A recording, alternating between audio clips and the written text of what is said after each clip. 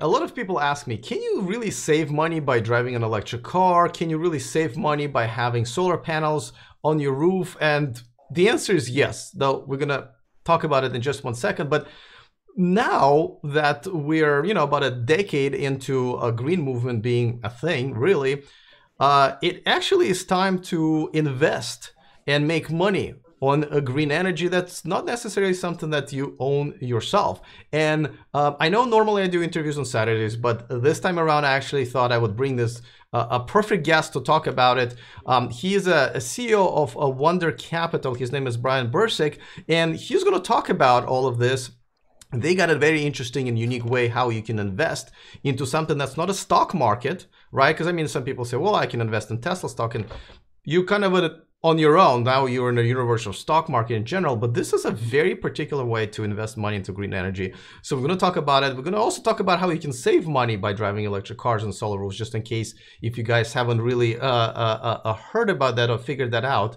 So I'm going to bring him on in just one second, and we're going to talk about it all coming up next. Taking over the world, electrifying the world, if you are watching me on YouTube, welcome. Thank you for joining me. Don't forget to click on the subscribe button so you become a part of this community. And of course, that way you don't miss anything moving forward. And if you watch me live on Patreon, thank you so much for contributing it. You can always join me on patreon.com/E4Electric. All right, so we're going to talk about saving money and investing money into green energy. So without further ado, let me bring the CEO of Wunder Capital, Bryan Birsic. Bryan, welcome to the show.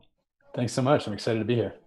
Absolutely. So, okay, so I thought you were a perfect guest to do this with. 10 years ago, this whole green energy thing was kind of a joke. People driving electric cars were just kind of like tree huggers, hippies from Berkeley and all that stuff. Sure.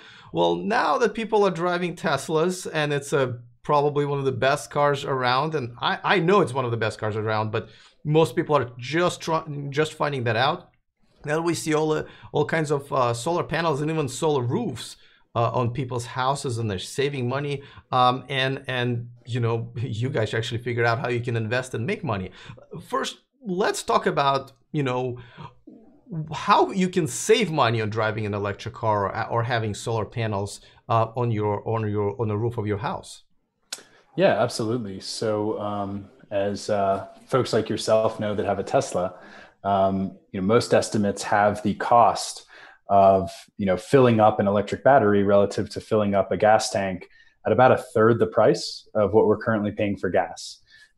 So obviously there's some amazing benefits from a reliability standpoint, from a longevity standpoint, from replacing the internal combustion engine with a battery and a drivetrain. But day one, day in, day out, month in, month out, what we hear from folks that often are putting up solar or interested in solar, also have electric vehicles, is that it's that 66% or so cost saving relative to gas of drawing down your power from the grid. Now, of course, if you have solar on your home or on your workplace, generally those systems are installed because they are cheaper than the grid. So, if you might be paying a third of the cost from the grid directly, and then you get a 20% discount by going solar, you're of course paying even less for that power, and therefore you are saving even more on your electric vehicle. Well, I just also did an interview with a guy who is one of the first solar roof customers for Tesla solar roof, and his argument was also, listen, I not only am going to be saving money in the long term because it's kind of expensive right now, but I also get to have my house look pretty cool without the solar panels on it. That my entire roof looks good, but there's so something to be said about also cool factor of it. Just like Teslas look pretty cool compared to other gas cars and everything. So it's no longer something that we kind of have to live with. It is a cool thing to do now, and people can save money on top of that. So everybody wins. Yeah, agreed. The roof is a really exciting development because there are obviously people on the residential side that don't love the look of your standard PV. And so that really opens up a new market for this clean energy revolution, as you described it, that's been happening over the last decade. The only thing about the roof that I think is challenging is you have to be replacing your roof for that to be cost effective from the analyses that I've seen. And so, of course, only a subset of buildings get new roofs, and we really need to accelerate this clean energy trend. And so I think the solar roofs are an amazing solution for people putting on new roofs and those that care a lot about the aesthetics. But we also need to have a really strong industry growing quickly, retrofitting existing roofs with generally standard PV. So let's talk about like why now? Why all of this making sense all of a sudden now rather than 5 or even 10 years ago? Is it a public perception? Is that the technology is catching up finally? What's happening this year really? Yeah, I think the number one answer, probably the number 1, 2, and 3 answers on that list is the fact that solar projects, so not only the panels, but the cost that you would get quoted from an installer or developer around the country has come down about 52% in the last 5 years. So about cut in half in cost in the last 5 years. And so you think about someone who might have looked at solar 5 years ago, even 2 to 3 years ago, they might have been paying 10 or 20% more for their power if they were to go solar. And now we see those same geographies today with today's pricing, those folks saving money. So most of it has to do with the fact that solar has gotten cheaper and cheaper really for the last 40 years. But the last 5 years were critical because in a lot of places that last 5 years, that halving that occurred moved solar from cost ineffective. And you had a lot of folks that were happy to pay more for their power to create clean energy. But obviously that's a subset of the market, probably a small one. When you move it to, you can save 15% in your power bill, you don't really have to care about the environment. You don't have to care about the green aspects. Of course, we do. But you see a lot of people doing it just for the cost effectiveness. So that's the number one answer. I do think there's another piece, though, around what we see and what a couple of studies have shown is that folks are much more likely to go solar when they know someone who has gone solar. And so there is this somewhat viral component whereby if you get one solar system into a commercial office park and they're having a great experience and saving money, the likelihood that that office park around them, going solar is dramatically higher. Similarly with the residential space in neighborhoods. So, you get a little bit of this trickle over the last several years. People start to see that people are saving money, having a good experience, not a lot of operations and maintenance, and that makes them much more likely to do so. So it does have this, self-reinforcing kind of cyclical nature whereby each new person actually adds the future growth, and that starts accelerating the market in pretty exciting ways. It's interesting that you use the word viral because it really is, right? Because this is something that people can see, right? People can see cool looking Teslas driving around, and soon other cars like Jaguar and Porsche. They can see the cool charging stations and stuff, and they see the solar panels. This is something that's easily displayable, and besides maybe Facebook, right, or YouTube, this is like the in-person social network that you can use, which is the reality of seeing this. So I like that you do, and I do see more and more and more and more solar panels, and that's everybody's been asking me about, like, hey, you have an electric car. Well, should I have one now that I'm shopping for one? So kudos. I mean, I never kind of thought about it that way. And, the reason I actually picked the picture that I'm using here for, it's a photo shoot that we did. And I wanted to kind of show the different, I'm going to show it right now, kind of a harmony, if you will, between the, now I lost the picture, the harmony, if you will, between the humans, the nature, and the technology that are kind of finally coming together. And I think this is exactly what you're talking about. Let's switch gears for a little bit, because you're mentioning about the cost coming down. Now, a lot of people are concerned about, what's happening now with China and the tariffs, and a lot of people don't even know where we're at. At the end of the day, from where you're observing all of this, where do you think we're going? Do you think things are going to get cheaper as far as solar panels and so forth? Because a lot of components are made in China. Or do you think we're actually going to end up paying more in the next few years? Yeah, so we obviously have no crystal ball as it relates to any additional changes, but we do know what has driven the cost decreases in the past and can evaluate whether the tariff might impact those. And then look at what is the impact of this recent tariff and how impactful is that relative to the cost savings that we've been seeing, again, consistently for the last 40 years, but particularly this having the last 5 years. So the two predominant factors driving the cost of solar down are twofold. One is simple economies of scale in manufacturing. So you look at any manufacturing space, and when you double the amount that that industry is producing, you generally see some cost decrease, partially because you're spreading fixed costs over more units, and partially because you should get a little more efficient as you grow as an industry. So the rapid growth in panel deployment is actually driving a lot of the cost savings, which then drives more panel deployment in this kind of virtuous loop. And there is a point at which, of course, solar won't be able to grow in the explosive way that it is today, because hopefully we'll have penetrated the grid, and you'll see that growth slow. Obviously, as more and more homes have solar, we hope all homes and all businesses have it. But at some point, of course, that's not going to grow in this explosive way. It simply can't. That said, we still have a few more cycles of that cost manufacturing efficiency that we should expect to see over the next decade or two. The other piece is a lot like what drives the semiconductor cost curve, Moore's Law, which is just these amazing, I say kids, but these amazing people at MIT and Caltech and Stanford, and engineers working on what is the new thin film combination, what chemicals are we going to put, is there a way to mount these more effectively, just all the amazing kind of incremental improvements that have driven in the last 5 years a lot of the panels that we put up from about 15% efficiency, maybe a little less than that, to 20% efficiency or a little less than that. So those two things combined are what drive the cost decreases, or have driven it in the past. And the Chinese tariff shouldn't impact either one of those things. When we look to the tariff itself, and again, we have no crystal ball, so I can only speak to the current one, the headline number was 30%. And that is the tariff on some panels. And when you actually look at the nitty gritty of, okay, a tariff on some panels, how does that flow through to what a consumer on the ground, a business, a homeowner might actually see quoted by someone doing the installation? And Goldman Sachs, hardly a homer for the green industry, a reputable finance firm, of course, they estimated that the residential price would only go up by 3%, that actual quote that you're getting on the ground, and the commercial price might go up 4 or 5%.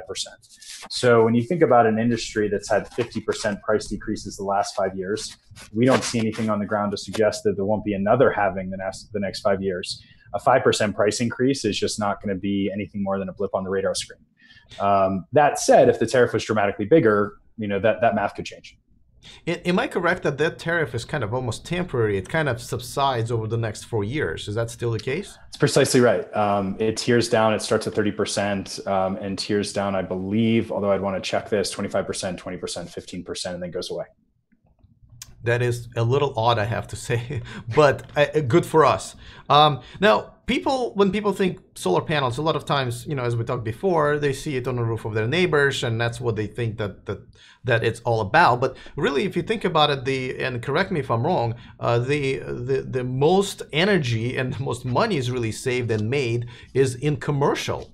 There are solar farms there, and businesses obviously use solar. I mean, Tesla Gigafactory is just about to cover their entire humongous roof of their factory with the solar panels and so forth. Right. Is that true? Is the main main use and much a bigger share of gathering the solar energy and investing into it happens in the business sector? Yeah. So if you look at the residential sector, I believe the residential sector consumes about low 40% of the total electricity consumption in the country, which of course means that the majority is consumed by not homeowners. A portion of that is commercial, about a little less than 40%. A portion that's industrial. Some of that is things like making concrete, some things that are just very energy intensive and kind of unique. So it's not necessarily dramatically larger, but it's absolutely the case that there is as big a market, if not a little bit bigger, on the commercial side, on the business side, than the homeowner side. The other thing that I think is intuitive to folks when they think about it, but maybe hasn't been pointed out, is that the consumptive load, or the way that people consume electricity through the day, is actually a lot more conducive to solar generally on the business side. And it's really simple. Most homeowners use a bunch of power in the morning. and might run their dishes, etc. They leave for work, and their electricity use often decreases meaningfully, or kids go to school just when solar power is actually starting to ramp up. So as I'm sure between maybe 10 a.m. and 4 p.m. are generally your best hours in a lot of places. Those are times that homes often are not consuming that much power. And so you actually need to rely on the grid, this dynamic structure called net metering, where you can send excess power to the grid and get credit, and then draw it down when you're not making power, and get credit for that solar power you gave to the grid. That's really a requirement almost in residential, given how people use power. And again, on the backside of the day, you get home at 5 or 6, and you're using a bunch of power until maybe 9 p.m. Those are not great hours for solar. You think about businesses, schools, hospitals, universities, et cetera, it's really just the opposite.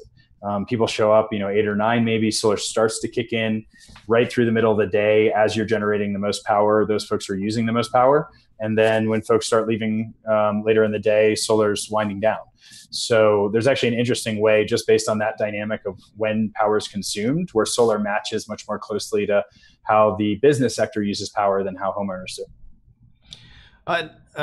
I'm just actually, now as you were saying it, as I remember that every single school that I pass by has a parking lot covered in solar panels everywhere, at least here in California. Yeah. All right. So we talked about saving money on electric cars and now solar, not just for people like regular residents, but for businesses. But the reason I have you on is obviously to talk about actually investing your money. And again, I mentioned in the beginning of the show, some people think, well, you're investing money into green energy means that you create a portfolio for the stock market of Tesla and other like electric company or solar company stock, and that's the only way to invest. But you guys actually figured out an interesting way to avoid the stock market while actually investing into green energy, like directly.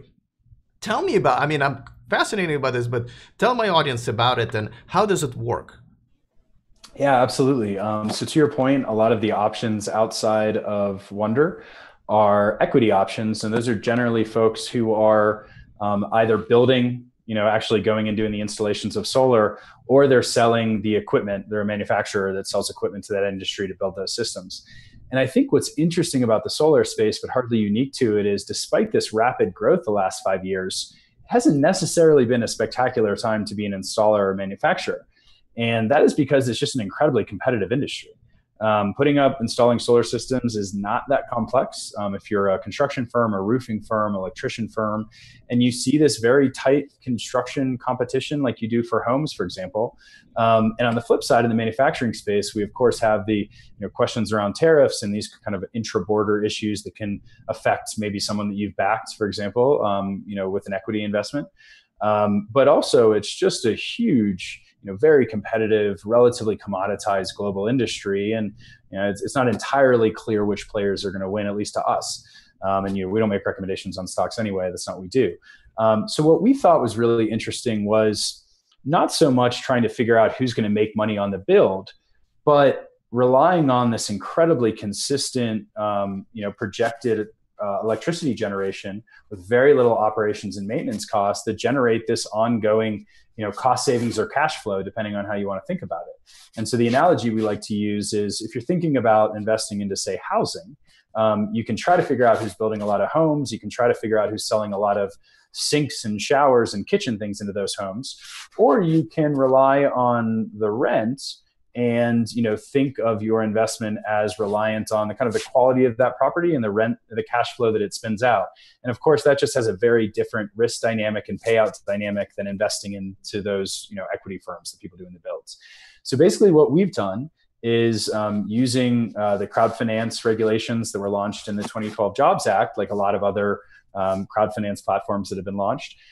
We've created these structures whereby we sell notes to investors at www.wundercapital.com. Anyone who's an accredited investor can come on and put money into these funds, and what they get is a payment dependent. And sorry to interrupt, but the description of this video will have the link so people can go and participate and check it out for sure. So anyway, folks can come onto our site, and what they get is actually something that, if I'm not mistaken, Lending Club kind of created or innovated in with the SEC, which is this payment dependent note. And the idea is fairly straightforward. You raise capital by selling these payment dependent notes. They have a projected yield.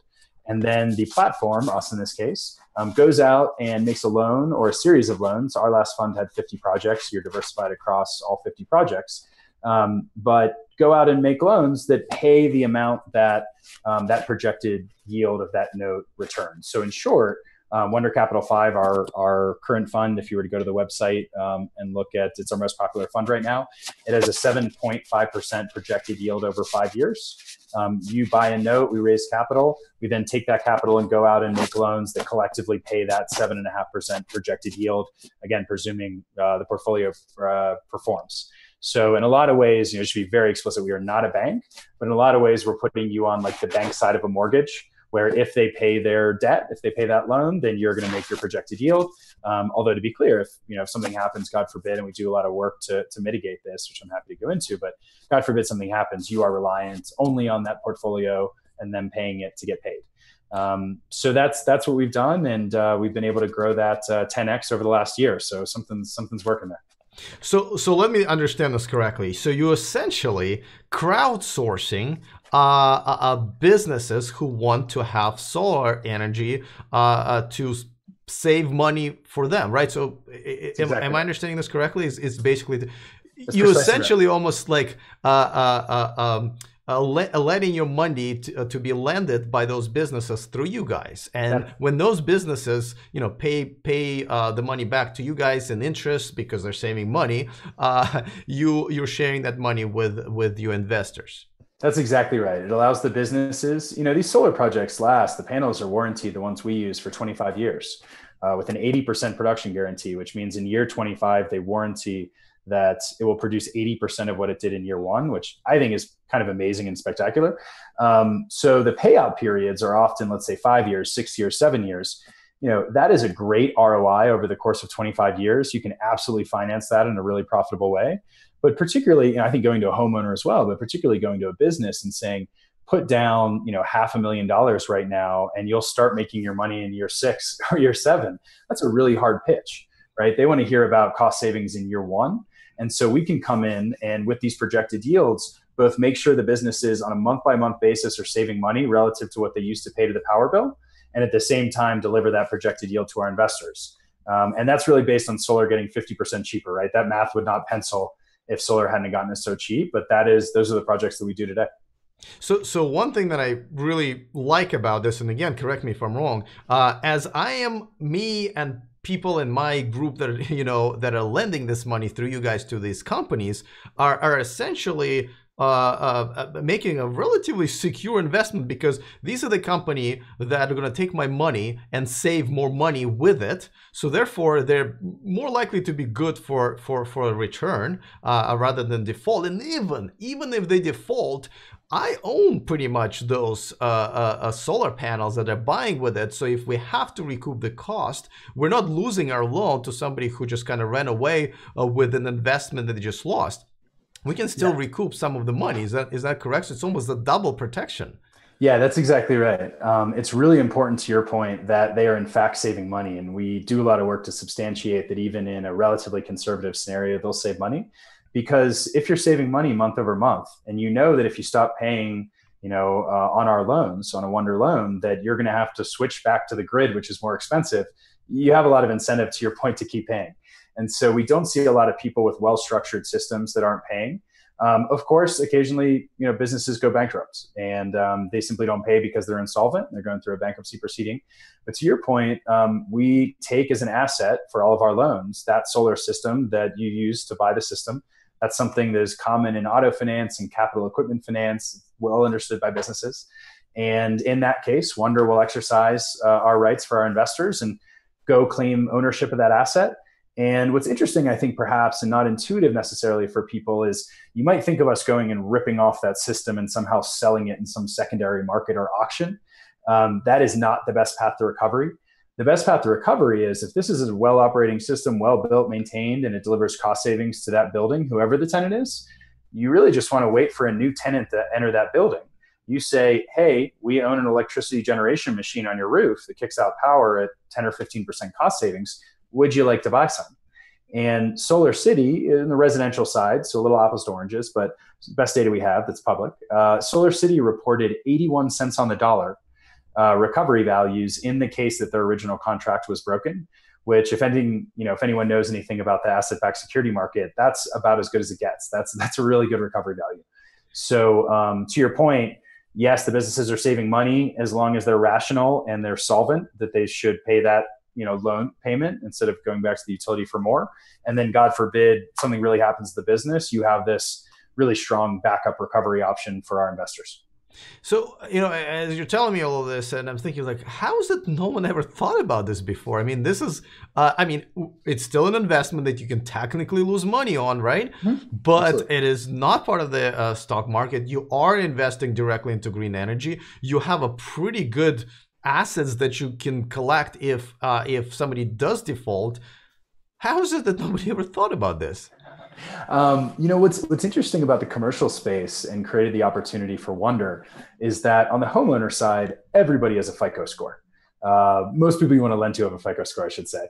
And so, if you're a SolarCity or a Sunrun or someone who's looking for financing, it's very easy to go to Wall Street, and this is what they've done. Goldman Sachs and SolarCity in some ways kicked off that party with a big blind pool fund in 2011.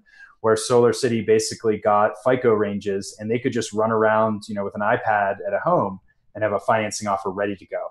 And so when you can go and service most homeowners with FICO scores, they brought that over to the commercial side. And unfortunately, on the commercial front with businesses, hospitals, schools, universities, municipalities, most entities do not have a commercial credit rating.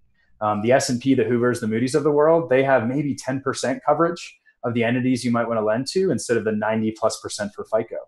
And so the Sunrun, SolarCities, et cetera of the world, they could go directly to Wall Street for the consumer side, for the residential builds. They could go to Wall Street for the Apples, the Googles, the CVSs, who can easily raise capital. But there was this 90% of US business and municipalities, schools, hospitals that someone had to go in and do the nitty gritty, underwriting work and collect all the data and look through the financials and the balance sheet and, oversee the system. We do third-party inspections for new installers. We do, production analyses. So because of the difficulty in dealing with businesses that don't have a credit score, there was this big kind of unmet need that, we've been able to go around the country and now have 160 plus solar installers and developers that didn't have a good financing solution for your, strong, per our analysis, medium-sized or medium-large-sized business that absolutely we think is someone who deserves to get a financing to go solar. But because of those difficulties, there was no one stepping into this market. So we decided that not only would we raise money from institutions, but we'd open it up to the crowd. So one of the services you're providing for your investors is actually basically kind of checking out the potential, the businesses that are potentially going to receive my money as an investor and make sure that they're good for it. So that's really cool. I forgot to ask you, out of let's say all of the out of the portfolio that you have right now, how many have defaulted on their payments in the last year, let's say? Yeah, so we have no write-offs. A default is technically triggered after 30 days. And so we have had a few businesses that we had to figure out a workout scenario, but none of those led to write-offs.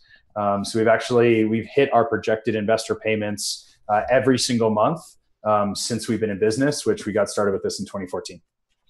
Wow, I mean, and I'm kind of surprised, but I'm kind of not surprised. Who would default? All right, so let's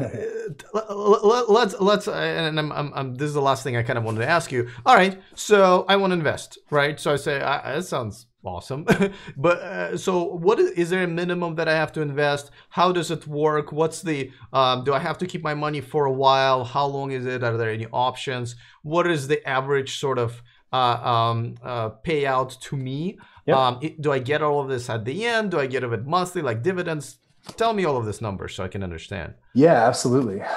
So we have $1,000 minimum on the investments, which we think is, relatively low, but really just has to do with some of the fixed costs that we have associated. We have somewhat of an interesting structure, and I think when I explain it and why it fits with solar, folks will understand. But folks might not be familiar with this. We have a structure whereby we do have the borrowers paying down a portion of their principal each month. So it's not an interest-only payment. But that is stretched, that amortization schedule, the paying down of principal is stretched over 20 years. because these assets, the panels are warranted to 25 years, and we think that's a reasonable life, having an amortization curve that matches that relatively well makes sense. The other thing is you really don't want an interest-only loan on an asset that's depreciating, because that means your loan-to-value ratio is going to get worse and worse. They're not paying down any principal, and the asset is getting less and less valuable incrementally, but over 5 years, that adds up. So you really want to, for an asset that's depreciating, you want that borrower paying down a little bit of it, such that if you were to go collect it, your liability for the investor matches what the system's actually worth today, not what it was worth when you did the loan. That said, not a lot of investors want to lock up their money for 20 years, right? That's a really, really long hold period. And unfortunately, there is not liquidity, early liquidity or liquidity option in this vehicle. And it's really straightforward. It's simply that, just like a mortgage, your bank can't show up in year 4 and say, hey, I know we gave you a 30-year mortgage, but we want half the principal back today, or we want all the principal back today, right? You would never take that loan out. In the same way, we can't go to these businesses that we've promised, or we've delivered a financing that delivers cost savings and say, hey, why don't you pay us a bunch of the principal that's outstanding? That's just not built into the structure. And frankly, I don't think we could get the great businesses borrowing, or again, what we project and analyze to be great businesses borrowing if we did that. But what we have done is said, we're not going to make investors stay through the whole 20 years. Why don't we do something like 5 years, which is what Wunder Capital 5 is, which allows the investor to have, a shorter lockup period, of course. 5 years for some debt-like instruments is not a number that people are unfamiliar with. People can plan around that, but that also means that in year 5, at the end of the projected payments, that you're going to have a big chunk of principal outstanding. To be specific, you have 86.9% of your principal outstanding. So if you think about investing $100,000 into a Wunder fund, over the course of the 5 years, again, so they're paying down some principal, you're going to get about $13,100 back in principal, in addition to the interest, that 7.5% projected yield that you'll get paid on the principal throughout. And then at the end of year 5, you get $86,900 in this example as a windfall payment. And what that is that's the business refinancing the loan.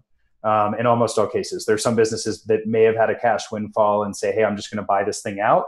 But in most cases, what we see is businesses are simply using the track record of 5 years of payment, and hopefully they've strengthened their business in the time to hopefully get a more attractive financing in year 5 in 1 day.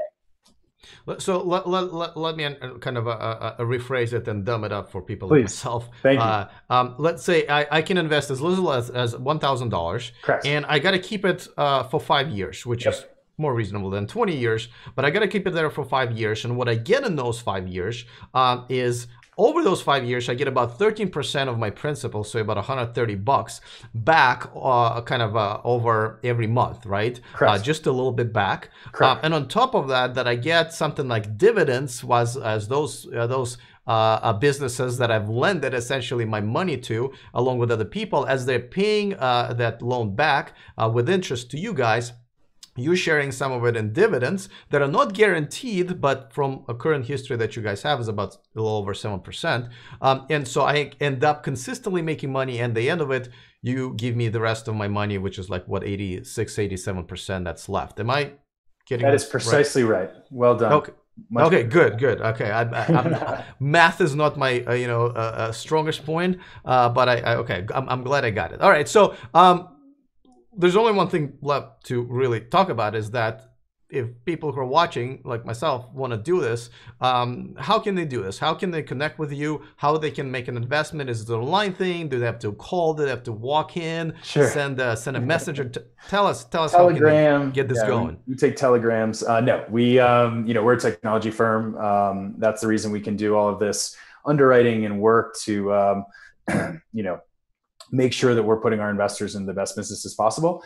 That also applies to efficiencies in our work on the investor side. So if folks want to, it sounds like the link will be below, but if folks come to our website, you can go through the whole investment process without talking to anyone. We've made it as seamless as possible. If you find anything that's not, please let us know. But we understand folks also like talking to people and connecting with some of the experts on our side. So we have live chat on the site. We have a phone number. Feel free to give us a ring. You can also book time on our site with one of our investment professionals to have a chat about what we're up to. So however folks want to get in touch, we try to be really flexible and meet you where you are. But also, if you're used to some of these investment platforms and you like going through it yourself, you should never have to talk to anyone. And I hope it's quite seamless. People should be expecting two things really as part of the process, I think, above and beyond, the typical filling in information, that sort of thing. One is that we do a bank account connect, much like, the old kind of PayPal system, drop two kind of random sub-dollar amounts into your account. You come back and tell us what those amounts are. Now you verify that you're the owner of that account. That takes a couple of days. The other thing is, unfortunately, the 2012 Jobs Act, as great as it is, and like a lot of other crowd finance platforms, you can only take investment from accredited investors. So what that means, if folks aren't familiar, is making more than $200,000 the last 2 years as an individual filer, more than $300,000 if you're a family filer, or, so not both, but or, you can qualify by having a net worth above $1 million, excluding your primary residence. So what we see is, a lot of professionals, of course, make it on income, and then folks who are starting to have retirement accounts that have benefited from dozens of years of compounding interest and maybe have a small piece of a second home or something like that. Those folks are often qualifying through assets. So unfortunately, that is, the government is, of course, quite strict on that, and we therefore are. And so folks will want to be prepared to bring either, if you're qualifying through income, W-2s, which you can upload on the site, or some kind of statement showing the value of your real estate that's not your house, your primary house, or other assets that you have. And how long does it usually take to get to be accredited? So we generally will turn around the accreditation if there's not anything funky. So for example, we just got a real estate quote in Romanian. So we have to go find a Romanian speaker to translate that for us. But presuming you submit in our native language, generally a day or two is the accreditation process. And then that bank account connect might be 3 days. So all in, you're only talking about, within a week. Okay, that's pretty reasonable. All right, well, listen, I really appreciate you coming on my channel and sharing it with, well, me. I was really interested actually myself in this, and definitely sharing it with my audience. And of course, I hope we caught everybody about as far as not just investing, but also how they can save money on electric cars and solar roofs and so forth, as we talked about. So thank you so much for being on the show. I hope to keep in touch, and I hope my portfolio would do well, and definitely hope to see you at some point and have a follow-up with you to see how everything's going. I would love to come back anytime. Thanks for having me. And yeah, I hope everyone gets excited about solar and EVs and all the various ways. And if we can be a small part of that, we're excited. That's the point.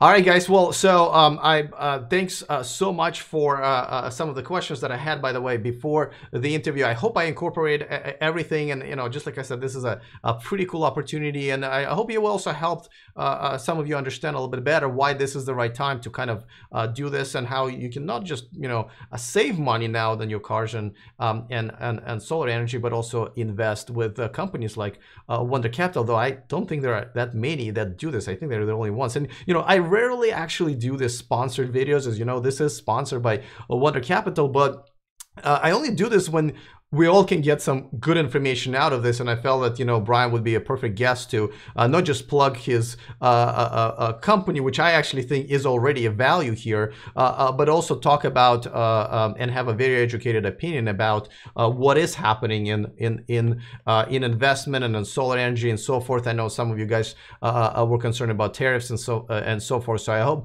we all got really good information out of this, and I'm hoping to have him back on the show sometime, and I'm sure there will be more stuff to talk about and pick his brain. He's obviously very educated in this sense, and that's why it was great having him on the show. All right, guys, this is pretty much it for this one. I really appreciate you watching. Of course, tune in tomorrow for the electric car news at 11 o'clock. Other than that, see you next time, and remember to stay charged.